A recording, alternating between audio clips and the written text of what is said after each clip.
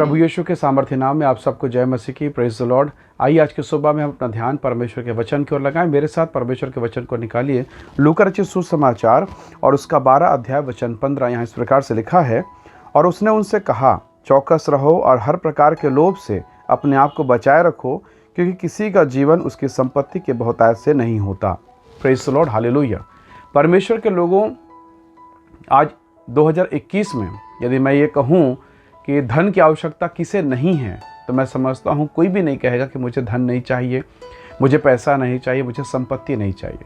हर कोई चाहता है, हर कोई, और हम में से हर कोई इसी के लिए प्रयासरत है। भौतिक संसार की सारी चीज़ें, आज से हजारों साल पहले जो लोग थे वो भी, और हमारे समय के लोग ये भी, हम सब यही चाहते हैं कि हमारे पास अधिक से अधिक मात्रा में धन रहे, संसार की संपत्ति रहे, क्योंकि हमने संसार की संपत्ति को ऐसा मान लिया है कि जिसके पास ज़्यादा संपत्ति है, जिसके पास ज़्यादा पैसा है, वो संसार का सबसे सुखी आदमी है, सबसे अच्छा आदमी है, सबसे प्रभावशाली आदमी है। यही हम मानते हैं और ये दुनिया मानती है, और हमने भी विश्वासी होकर भी यही चीज़ मान लिया। परमेश्वर के वचन को जब आप मनन करते हैं, विशेषकर लूका के सुसमाचार इस 12वें अध्याय को, जब आप इस अंश को पढ़ते हैं, आपको यह स्पष्ट होता है परमेश्वर के मनसा धन के विषय में कुछ और है।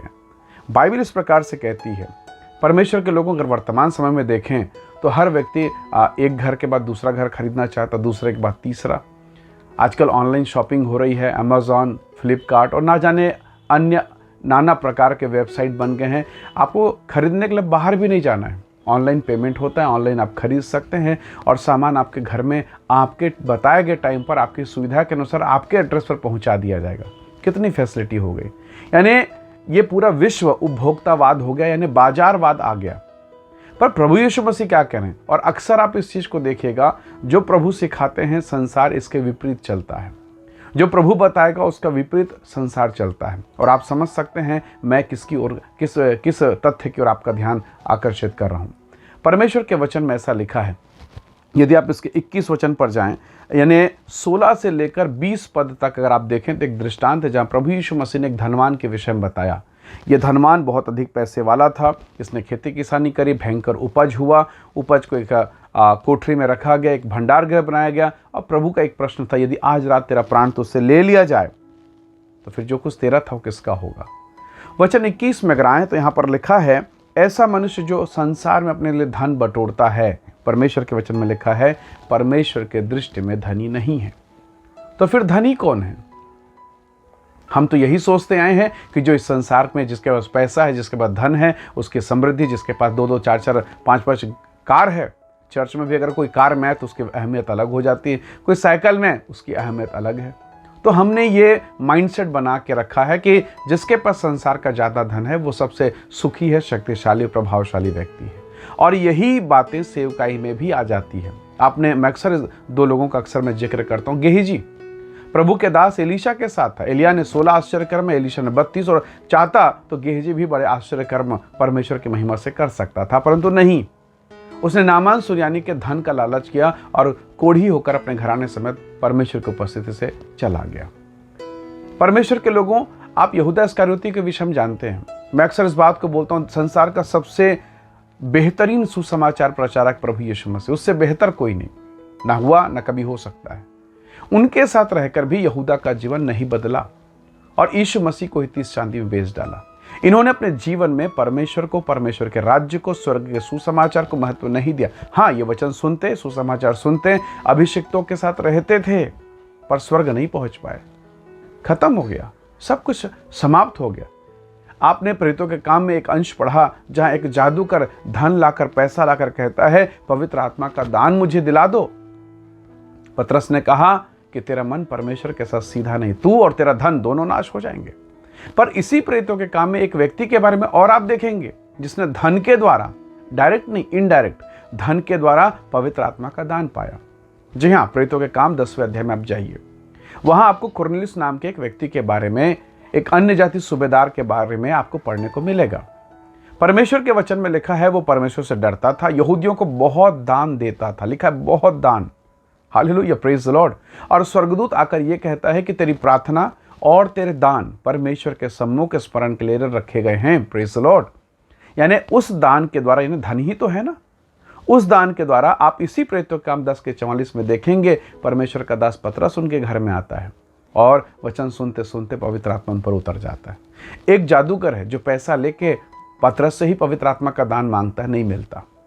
और एक वैसा व्यक्ति है जो बिना मांगे धन को परमेश्वर की सेवा के लिए लगा रहा है, अपनी संपत्ति बिना मांगे पवित्र आत्मा का दान मिल गया। धन दोनों जगह इस्तेमाल हुआ, तरीका अलग है, नजरिया अलग है। परमेश्वर के लोगों, आप अपने धन का इस्तेमाल कैसे करते हैं? आप कैसे जीवन बिताते हैं?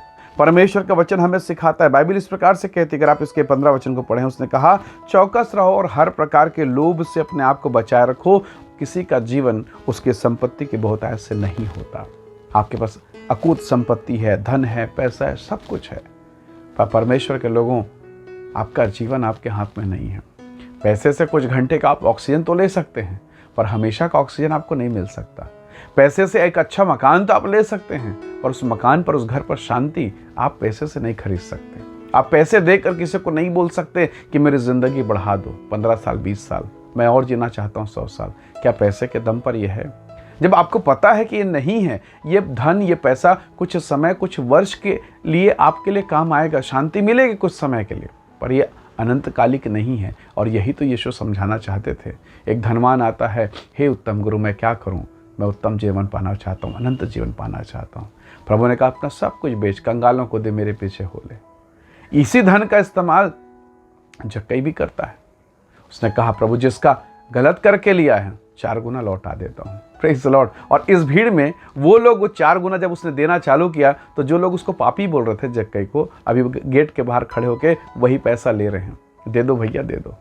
तो परमेश्वर के लोगों, प्रभु का वचन हमें सिखाता है, धन कमाना अच्छी बात है, घर खरीदना अच्छी बात है, संपत्ति प्राप्त करना अच्छी बात है, पर इन्हीं बातों पर मन लगाना ये बुरी बात है। आपकी संपत्ति बढ़े, आप और उन्नति करें, आपके ऊपर ब्लेसिंग पर ब्लेसिंग आए, आपके संतान आशीष पाएं, बहुत अच्छी बात है, इससे गवाही बनती है, हाँ परमेश्वर के लोग आशीषित हैं। पर परमेश्वर के लोगों, हम इसी धन के पीछे भागेंगे तो हम बहुमूल्य स्थान को खो देंगे। वो धनवान नरक चला गया, पर लाजर घाव, पीड़ा और जूठा खाकर स्वर्ग पहुंच गया। हमें मनन करना है, ये संसार हमारा नहीं है। और संसार का सरदार अर्थात शैतान यीशु मसीह के समय में उसके सामने खड़ा होकर कहता है, एक बार प्रणाम कर, ये सारी वस्तुएं मैं तुम्हें दे दूंगा। परमेश्वर के लोगों, कहीं हम प्रभु से दूर होकर इन भौतिक चीज़ों के पीछे हम पड़ ना जाएं। हमें सचेत रहना है, हम परमेश्वर के लोग हैं। हालेलुया। परमेश्वर आपकी सहायता करे एक उचित निर्णय लेने में, परमेश्वर आपकी सहायता करे, पवित्र आत्मा आपका मार्गदर्शन करे आपको सही दिशा में जाने के लिए। आइए दुआ करें, प्रार्थना करें। प्रेमी पिता, धन्यवाद, आपने अपने वचन से हमसे बातें किया, हम पर अनुग्रह करें और अपने पवित्र और धन्य मार्ग पर हमें चलाएं। संसार के भौतिक चीज़ों के ऊपर नहीं प्रभु, परंतु तेरी सामर्थ पर हम भरोसा करें, तेरे अनुग्रह को हम पहचानें और ऐसा करते हुए हम अनंत जीवन के वारिस हो सकें, ऐसी सहायता करें। धन्यवाद पिता, प्रार्थना सुनने के लिए प्रभु यीशु के सामर्थी नाम से मांगते हैं, आमीन आमीन। प्रभु आप सबको बहुत ऐसे आशीष दे। जय मसीह की। Praise the Lord.